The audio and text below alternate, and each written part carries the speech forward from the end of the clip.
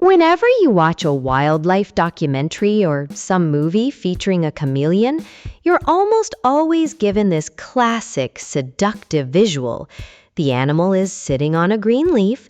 It instantly shifts its pattern to match that leaf, and poof, it vanishes. It's a compelling idea, right? But, well, it's fundamentally incorrect. See, there's this persistent misconception that chameleons change color primarily to blend into their surroundings. But the reality? It's far more kinetic and aggressive than that. When these animals shift, they often don't fade into the background. They actually explode with these vivid, high-contrast patterns that make them undeniably visible. I mean, if their primary goal was camouflage, why on earth would they abandon those muted default colors to turn neon yellow or fiery orange? We've been looking at this creature through the wrong lens for decades. It's not a master of hiding, it's a master of biological broadcasting. Now, picture a panther chameleon in the humid, filtered light of a Madagascar forest. This animal, it's basically a living, shifting, biological canvas. It has this incredible ability to transition from a dull, brownish camouflage to a brilliant, striking green, or even develop these deep, saturated black stripes against a backdrop of neon orange swatches. Its skin operates with the sophistication of a high-definition screen. Yet, and this is the wild part, it's constructed entirely of cellular tissue. As it navigates the canopy, its 360-degree vision lets it track two different movements at once, swiveling those cone-shaped, independent eyes to scan for threats or food. It stays perfectly still, just a statue of scales, until a movement triggers a strike. Then its tongue lashes out and retrieves a victim in just 0.07 seconds. That's a burst of velocity that honestly defies human perception. But the true mystery here isn't the tongue, it's the skin. Inside this small reptilian body, there's a hidden mirror system that scientists actually failed to document for generations. And we're finally unlocking the biological software that governs this transformation. For years, researchers categorized color change in reptiles as a chemical process. They just assumed it was the movement of pigments, like they believed that by shuffling cells around, the animal could alter its hue. But the mystery of the transition from one vivid color to another, without the lizard actually synthesizing new pigment, remained unsolved. It just didn't add up. Then, a pivotal research team led by Professor Michel Milinkovic at the University of Geneva back in 2015 finally broke this deadlock. They realized the chameleon's skin wasn't merely moving chemicals around, it was performing complex physics. They discovered the skin is a structural marvel, capable of manipulating light waves directly. This breakthrough, this was the key. It allowed us to understand the biological architecture that lets a lizard reconfigure its entire visual profile in mere minutes. To understand how this actually works, we have to stop viewing the skin as a single layer and instead see it as a multi-layered structural blueprint. The outermost surface is transparent. Think of it as a clear window to the complex engineering happening beneath. Underneath this window, we find layers containing chromatophores, which are these specialized cells holding sacs of red and yellow pigment. But the true engine of change, that lies deeper. Way down in the dermal layer, we find the melanophores, which contain the dark brown pigment called melanin.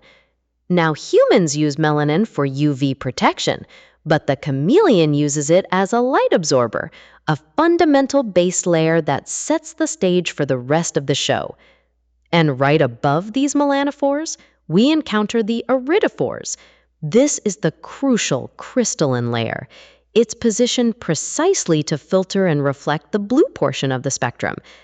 These iridophores contain a sophisticated arrangement of crystals and platelets.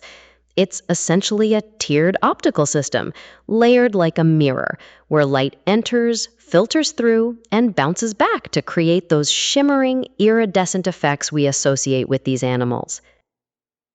This is where the physics of the chameleon leaves the realm of simple chemistry and enters the world of nanotechnology.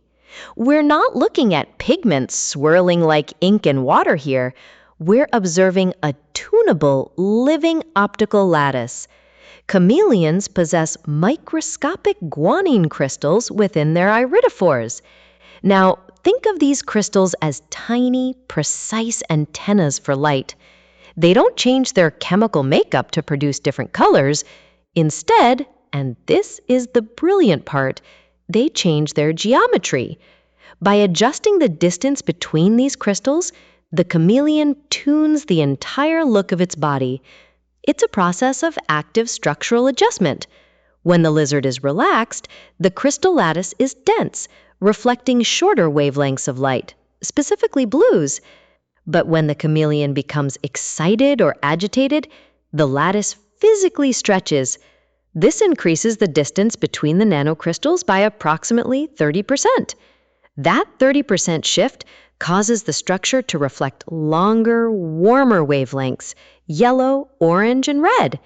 It's a biological program, rewriting the physics of its own reflection in real time. For a long time, researchers were fixated on the melanin, and we know that chameleons possess cells containing melanin granules, and unlike the pigments in the upper layers, the animal has direct control over these. By using hormones and the autonomic nervous system, they can disperse these melanin granules through their skin cells, darkening the skin significantly.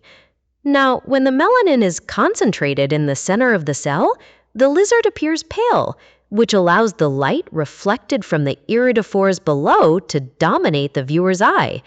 But here's the catch. While they can control this darkness slider, they lack direct control over the red and yellow xanthophore cells in the upper layer. The true realization was that the color change is actually a combination of these two systems, the active control of melanin for brightness and the involuntary structural tuning of the nanocrystal lattice for hue. So, if we discard the idea that this is for camouflage, we start to see the lizard's skin for what it really is, a high-definition biological billboard. Why change color so dramatically? Well, from what we can tell, it's almost entirely driven by social interaction and emotional state. When a chameleon is aggressive or ready to mate, it loosens its crystal lattice to reflect those longer, warning wavelengths. These bright, fiery colors are signals, a way of broadcasting dominance or interest to rivals and potential mates. Conversely, when the animal feels submissive, defeated, or simply relaxed, the skin reverts to a dense network of crystals that reflects cool, muted blue wavelengths. A male might turn dark to signify aggression or show bright colors to signal victory in a dispute. The lizard is literally wearing its nervous system on its exterior, signaling its internal state to the entire forest. Now, while social signaling is the primary driver, we can't just ignore the survival aspect of this technology. These animals also have to regulate their body temperature. This brings us to something called the type D iridophore layer. Deep within the dermis, chameleons have evolved a second, distinct population of these cells specifically designed to handle heat. While the upper iridophores are for signaling, these type D cells are tuned to reflect near-infrared radiation. In the unfiltered, intense sunlight of the African and Madagascan wilderness, this layer acts as a physiological shield, bouncing thermal energy away before it can overheat their small bodies. They're balancing two needs, the need to communicate via visible light and the need to survive via the reflection of infrared energy. It's tempting to compare the chameleon to other masters of color, like the octopus, squid, or cuttlefish. However, the mechanism is fundamentally different. Cephalopods change color through massive, muscle-actuated pigment sacs called chromatophores. Imagine a million tiny balloons that can be expanded or contracted by muscles connected to the brain. When they contract, the pigment is hidden. When they expand, the pigment covers the skin. That is a system of mechanical movement. The chameleon, by comparison, relies on structural interference, using crystals to manipulate light waves. It's a much slower, more subtle, but arguably more complex optical feat than the raw, pixel-like switching of the cuttlefish. Despite knowing the physics of the lattice, we're still faced with a significant mystery. How does the nervous system actually execute the command? We know that the chameleon is excited, and we know the crystal lattice stretches. But what is the precise molecular trigger that causes the iridophore cells to physically change shape or stretch?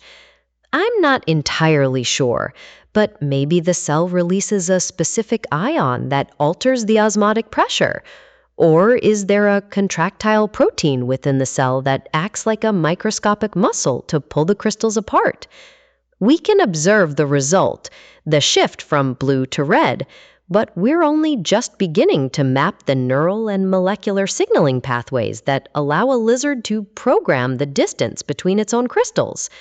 We've dissected the panther chameleon of Madagascar and found that it's not merely an animal, but a living, programmable optical system.